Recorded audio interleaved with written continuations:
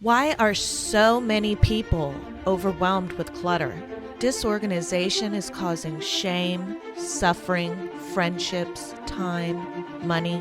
People just like you wondering where and how to create an organized lifestyle. This podcast offers expert tips and solutions for your clutter obstacles. My name is Rachel Seavey, and this is the Hoardganize podcast. Hey, collectors. Welcome to the Hoardganize podcast. It's your host, professional organizer, Rachel Seavey. And today I am talking about your legacy. What will you be leaving behind to whoever has to clean up your home when you pass away? Now, this is kind of a tender subject, and I'm using my new format of podcasting on the go. But I want to tell you, this is a very important topic. I'm going to cover it briefly today because it's been weighing heavily on my heart. Last week, we were working with a woman, and her daughter passed away suddenly in a car crash. And they had been estranged, and we're helping the family clean up her home. And it was very cluttered and very disorganized and super stressful for the family. I mean, they had no idea where to begin. You just walk in, and to them, it just looked like a huge mess. And so thankfully, they called us Collector Care professional organizers, and we helped them. But during the process, I was thinking about you all, because I see this kind of stuff all the time. I work with people's belongings who have passed away pretty much on a weekly basis. And it's hard. It's hard. The family, this was super recent though. This was within days that we had to clean this place up. So nobody had a time to process any grief. And they had to have the person out. The landlord was not being flexible. And they literally had to process this family member's belongings within 3 days with a bunch of strangers, with us. Luckily we're kind, loving, caring individuals. But oh my goodness, I mean, the sadness, the grief, the confusion. This person hadn't left behind a will, no directives, so we're looking through everything. And, it's hard because the family isn't used to seeing high levels of clutter like I am.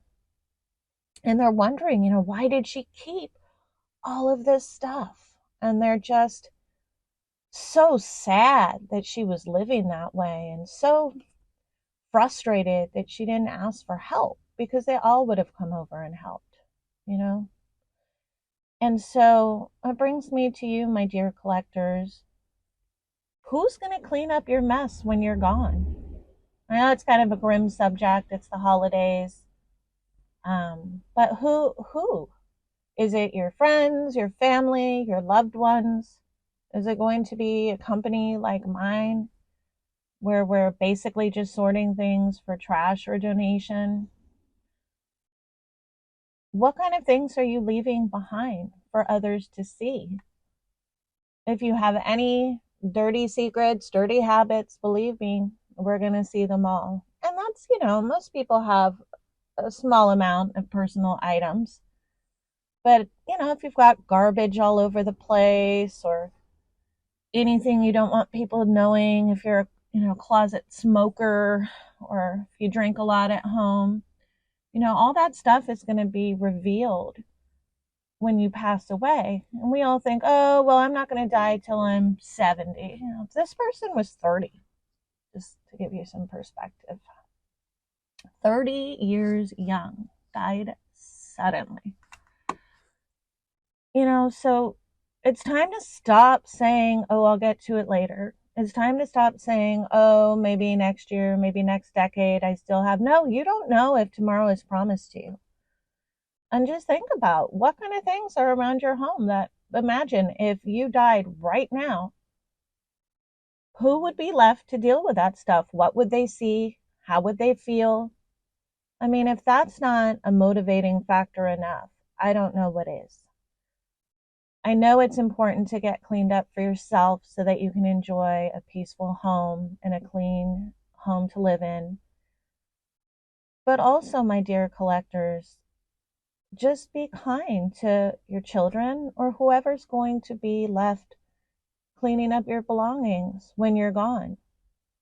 And I'm not saying have everything in perfect order, but I'm definitely saying if you don't have a will, get one now, no matter how old you are. Let people know where it is. If you've got valuables, try and treat them with care, keep them together, heirlooms, things that you want passed down. Try and make that stuff obvious, because when you walk into a situation like that, it's very, very hard to tell what's important. And it's not easy trying to find items that we're looking for. Will, deed to the house, things that your family or friends are going to be looking for to need to close out your estate. Those things should be clearly marked. You've got to tell somebody where those items are. I've done that. I've got all my orders in a fair of my executive, of my estate and things, because you just don't know if you're going to make it another day. And I know a lot of you don't even let people in. So I'd like you to just take this into consideration, take a deep breath. I know this is kind of a heavy subject to just come out on the podcast with, but, also think about, are your family members going to do what you want with the stuff? We're very careful and we try and donate as much as possible and keep stuff out of the landfill. But I know there are clean out companies that basically throw everything away. So does your family know where you want your belongings to be donated? Are there charities that are important to you? If you died right now, would they know what to do? And the answer for a lot of us is no. So I'd like to invite you to take the opportunity of this new year coming, 2024. Take the opportunity to get your orders in a fair, whether it's your financial order, your home documents, your living will, whatever it is, get that together. And also really start working on your clutter, because you're not given tomorrow. And try and get your place where it's wonderful and you're happy living in it. And if something terrible happened to you and someone walked in, they wouldn't be completely mortified. I know that's hard to say. Like I said, I'm a little bit filterless without using Word documents. But it's real talk, collectors. Until next time, and remember, happiness is a place between too little and too much. Thank you for listening to the Hoardganize podcast. Please make sure you're subscribed and join our Hoardganize podcast Facebook page and get additional tips and challenges.